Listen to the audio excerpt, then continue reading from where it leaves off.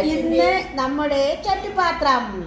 ഇന്ന് ചുറ്റുപാത്രത്തിൽ നമ്മുടെ നൈമിത്രയുടെ ഏറ്റവും തുടക്ക സമയത്തെ തലതൊട്ടപ്പരെന്ന് പറയാൻ ഒരാളുണ്ട്. കാണിച്ചു കൊടുത്ത് ഇത് തിരിച്ചു കഴിഞ്ഞു.